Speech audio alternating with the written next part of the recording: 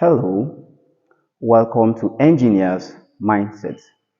In this class, I'm going to show us how to find the differentiation of inverse trigonometric functions. Let's say I have y to be equal to sine inverse of x. Let's say I have this y equals the sine inverse of x, and I'm asked to find the y all over the x. Okay, so this is what I will do. If I have y equal to sine inverse of x, this is what I will do. I will simply say take the sine of both sides. Take sine of both sides. Okay,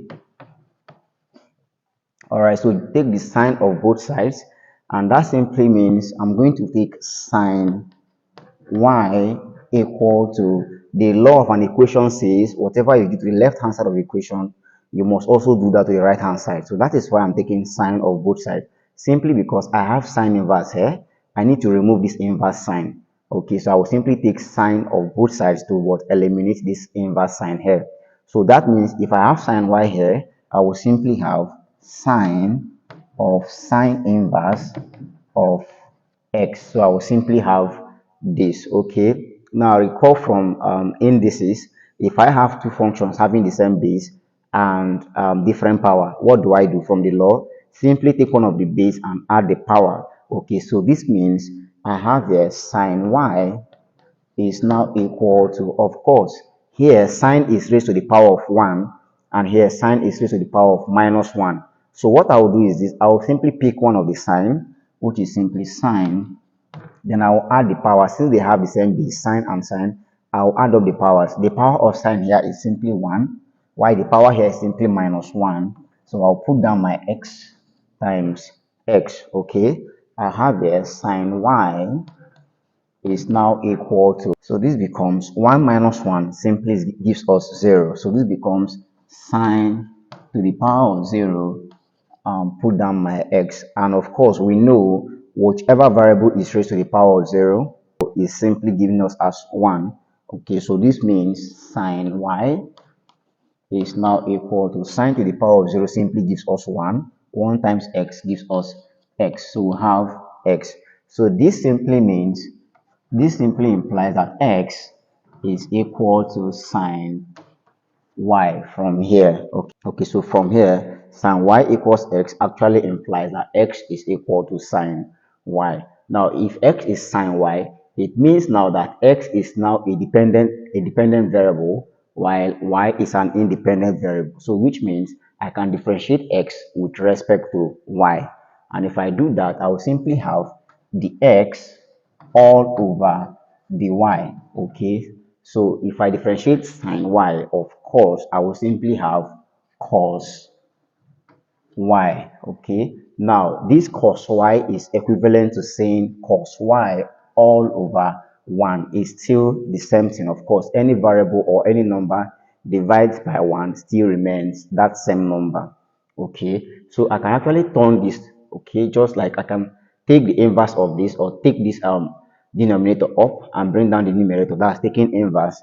Then I'll simply have that the y all over the x is equal to, of course, taking this up and bringing this down means, remember the law of an equation, whatever I do to the left hand side must be done to the right hand side of the equation. So if I'm taking the inverse of this, it means I also have to take the inverse of the right hand side. This simply becomes 1 all over cos y. But from the question, we are given that y is dependent on x. So which means if I differentiate y with respect to x, I should actually have terms in x and not terms in y. So we are not actually done with this differentiation. So this is what I will do. Simply call this equation 1 and keep this equation aside. Now recall that, okay, recall that from trigonometric identity, okay, from trig identity, I simply have that sine squared y plus cos squared y is equal to 1 from trigonometric identity. So which means I can simply send sine squared y over to this side of the equation. If I send sine squared y over to this side, I will simply have that cos squared y is actually 1 minus sine squared y. Okay, so simply because I have cos y here, so I'm trying to transpose this equation into what? To be in terms of x, because the y dx has to be in terms of x and not in terms of y. So since I have cos y here, let me find what cos y is. If I want to make cos y subject, I have to take the square root of both sides. Okay, so this takes the square root of the right hand side. I'm simply going to have, this now implies that cos y now is simply the square root of 1 minus sine squared y. So keep this equation now, but okay, recall that from here earlier on we said x is equal to sine y. Okay, so recall we had this x equals sine y. So which means wherever you see sine y in this equation, simply put the value as what? X. And here we have sine squared y. So we simply replace that, it becomes x squared. Okay. All right. So this simply implies that cos y is now equal to the square root of 1 minus, in place of sine squared y, x is sine y. So we simply replace x in place of sine. This simply becomes x squared, because we have here sine y here is actually squared to the power of 2, so it becomes x. So it means now that cos y is actually the square root of 1 minus x squared. Now we have y in terms of x, so which means we can rewrite our differentiation from 1. Okay, from equation 1 we can now find that dy dx is simply what? 1 all over the square root of 1 minus x squared, and this becomes that derivative. All right, guys, so there's another method to this, another approach to this. I think I'm going to do the second approach to this, and you choose the one that is very convenient for you. Let's try a different approach to this. Okay, so we are given y equals the sine inverse of x, and we are asked to find dy all over the x. So I'm going to use the second approach to this. Okay, still the same thing. Take the sine of both sides. Okay, take sine. Since I'm having sine inverse here, I will simply take sine of both sides to eliminate this sine inverse. So take sine of both sides. Okay, if I do that, I will simply have sine y to be equal to sine of sine inverse of x. Okay, so this will simply give me sine y. Once again, from the law of indices, once two terms have the same base and they are multiplying each other, simply pick one of the base and add the powers. Sine here is raised to the power of 1, while sine here is raised to the power of minus 1. They all have the same base, sine. All I will need to do at this point is simply pick one. So I'll have sine, then I'll add their powers. The power of sine here is 1. The power of sine here is simply minus 1. Then I'll put down my x, okay?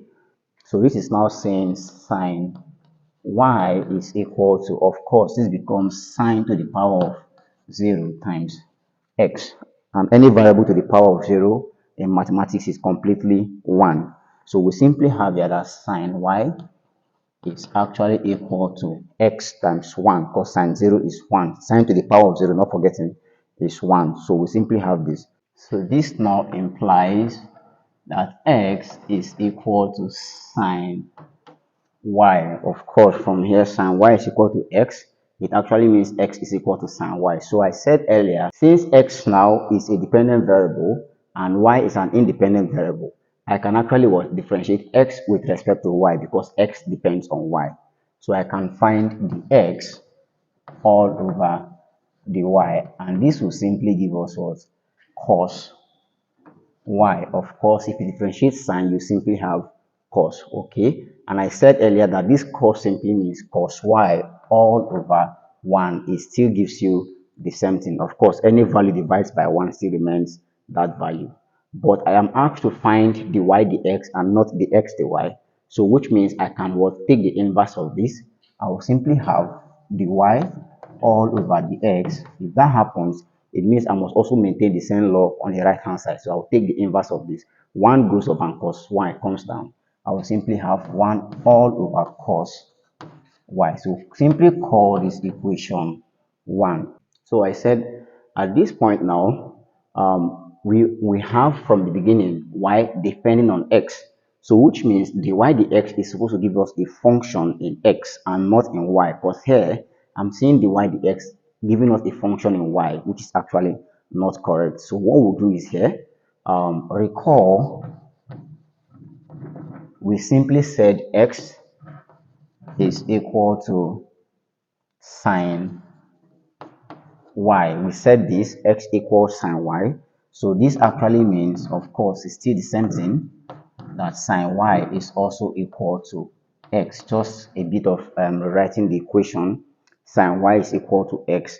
Now recall from our trigonometric rules, we have our SOHCAHTOA, so ka and 2r, okay? So simply means sine theta is equal to opposite all over hypotenuse, while k means cos theta equals adjacent over hypotenuse, and 2r means tan theta equals opposite all over adjacent. But here I have sine y equal to x, so I'm going to play around with what? My sine, which is so. Alright, so recall sine theta from here is actually what? Opposite, which is this, all over the h stands for hypotenuse. So I'll simply have this, okay? So this actually implies that sine y, which was given to us here, sine y, we said is equal to x, so I can simply say x all over 1. Of course, it's still the same thing I've said. Whenever a variable divides by 1, it still remains that same variable. So sine y equals x over 1 is still the same thing as what? Sine y equals x. Now, this is actually what? From definition, sine theta. Theta here is y, which stands for the angle. Okay, sine theta is simply opposite over hypotenuse. So which means sine y is also what? Opposite, okay, all over the hypotenuse arm. So we simply have this. So it means that if sine y is opposite over hypotenuse, then it means x here is what? The opposite arm, and then y here is simply the hypotenuse arm. Okay. So if we represent this on a right angle triangle, let's say I have a right angle triangle, this, and I'm calling here my angle. Remember, the angle here is y. So this is y. Of course, the position that faces the angle is called the opposite arm. From what I have, the opposite arm here is x. Opposite is simply x. Hypotenuse arm is 1. Okay. Let's label here A, B, and C. So the opposite arm is simply what? A to B, the side that directly face the angle, and opposite is simply what? X. So simply have here x. Okay, and then the hypotenuse arm AC, which is the longest arm, is given as 1. We have here 1.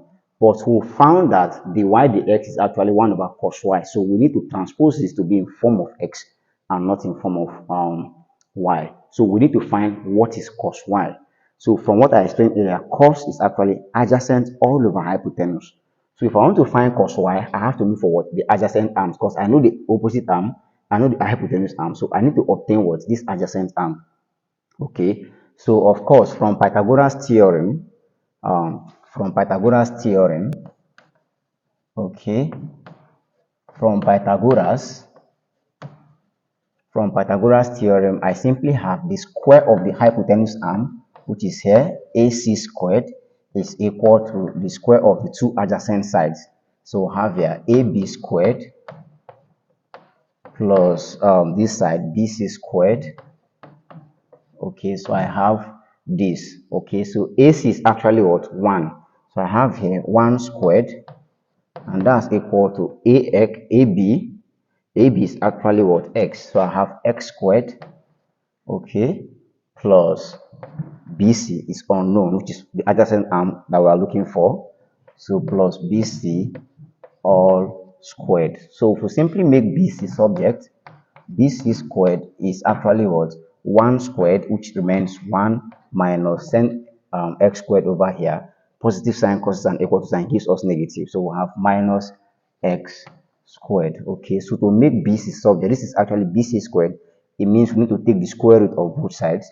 Therefore, BC itself is simply the square root of 1 minus x all squared. So which means this adjacent arm is simply square root of 1 minus x all squared. So I simply have this. Now I can find cos y. Cos y is now what? Adjacent all over hypotenuse. And the adjacent arm remains square root of 1 minus x squared.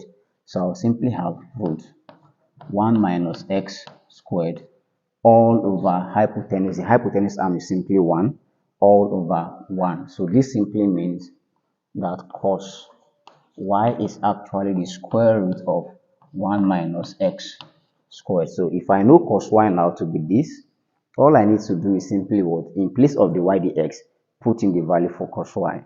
Okay, let's do that and see. So alright, so from here now, this actually now implies that the y all over the x is now 1 all over, in place of cos y is actually the square root of 1 minus x squared. We have root 1 minus x squared. Okay, so this is the same answer that we obtained when we used the first method. Alright guys, I hope you find this video very interesting. Please, if you do, I would like to get your thoughts in the comment section. And of course, if you're new to the channel, don't forget to hit the subscribe button to keep getting updates on more and more content as such as this. Thanks guys, and cheers.